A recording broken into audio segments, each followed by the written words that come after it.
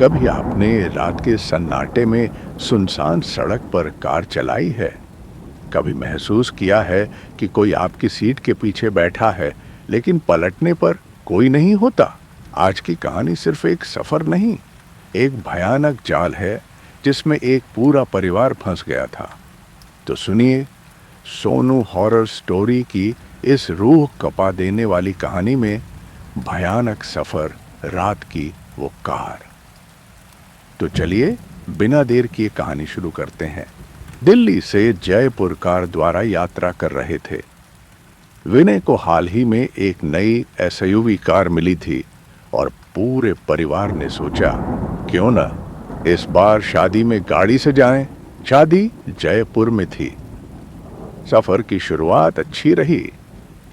गाने बज रहे थे, बच्चे पीछे बैठकर गेम्स खेल रहे थे और कविता बीच बीच में खाने के डब्बे से नाश्ता निकाल रही थी। रात के लगभग 9 बजे थे जब दिल्ली की सीमा पार कर वे राजस्थान की सीमा में दाखिल हुए।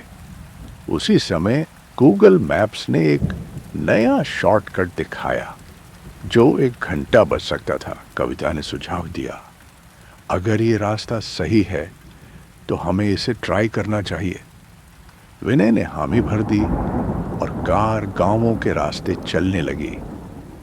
लेकिन जैसे जैसे वे शहर से दूर जाते गए, सड़कें संकरी होती गईं, लाइटें कम होती गईं और मोबाइल नेटवर्क भी धीरे धीरे गायब होने लगा।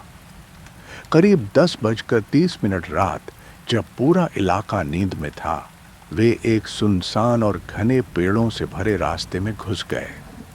चारों ओर घना अंधेरा और सिर्फ हेडलाइट की रोशनी। तभी कार के रेडियो में अजीब बुदबुदाहट शुरू हुई। विनय ने ध्यान नहीं दिया, लेकिन अनु डर गई। पापा, ये आवाज कैसी है? विनय ने रेडियो बंद कर दिया, लेकिन आवाज बंद नहीं हुई। वो अब कार के अंदर से आ रही थी। कविता ने कहा, लगता है कुछ टेक्निकल दिक्कत है। तभी एक और अजीब बात हुई। गूगल मैप का रूट बार बार घूमकर एक ही मोड़ दिखाने लगा। वे जितना आगे बढ़ते उतना ही बार उसी जगह पर लौट आते। सड़क के किनारे एक बूढ़ी औरत दिखाई दी, सफेद साड़ी में, सिर झुकाए, बिना हिले डुले। विनय ने ब्रेक लगाया, लेकिन जब देखा वहां कोई नहीं था। आरव चीखा, मुझे घर जाना है। 11:45 रात, वे एक जंग लगे बोर्ड के सामने पहुंचे जिस पर लिखा था, स्वागत है गांव पठारी में, रात को रुकना मना है। कविता ने पढ़ा और कांप गई। ये कैसा बोर्ड है? कोई मजाक है क्या? गांव में दाखिल हुई। चारों ओर कोहरा छा गया। गाड़ी का इंजन खुद ब खुद धीमा हो गया। घर, मंदिर, कुएं सब वीरान। गांव में कोई इंसान नहीं दिख रहा था।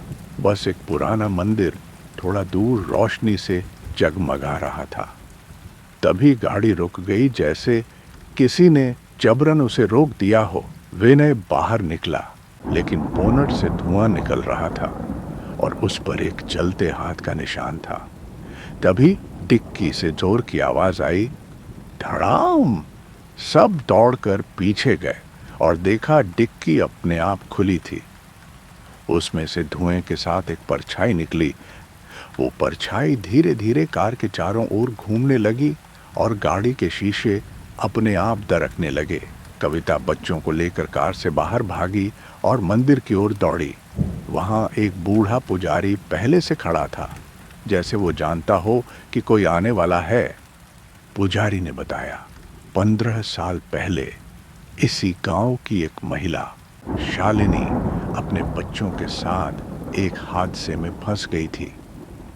वो मदद के लिए चिल्लाई, लेकिन कोई नहीं रुका। उसके सामने ही उसके दोनों बच्चे जलकर मर गए।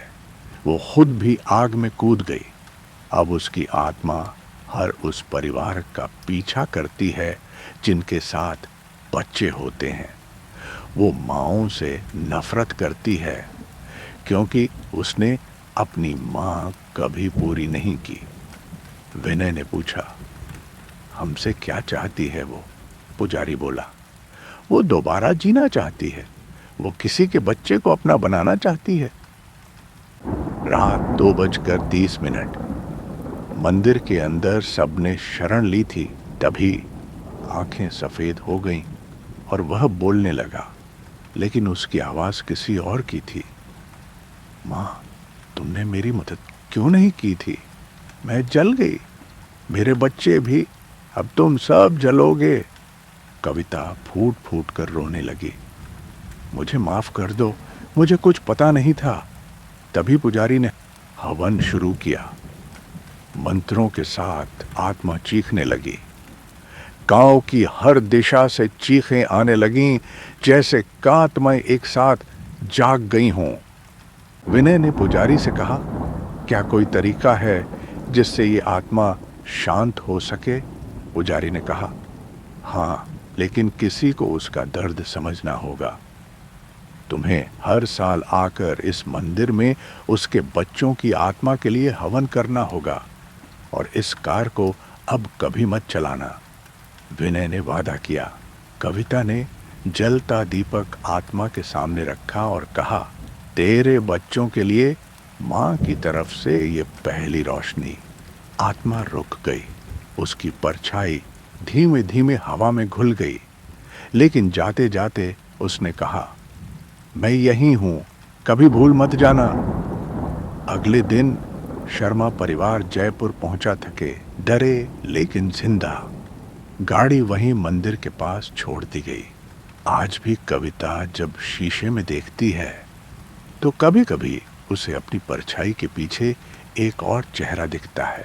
आरव आज भी नींद में बोलता है, माँ, तुमने उस औरत की मदद क्यों नहीं की?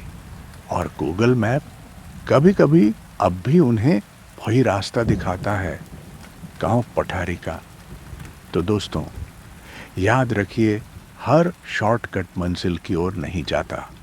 कुछ रास्ते सिर्फ डर और मौत की ओर ले जाते हैं। अगर आपको ये कहानी डरावनी लगी तो सोनू हॉरर स्टोरी को सब्सक्राइब करें, और अगली बार जब रात को सफ़र करें तो शीशे में पीछे ज़रूर देखिएगा। कोई आपके साथ हो भी सकता है।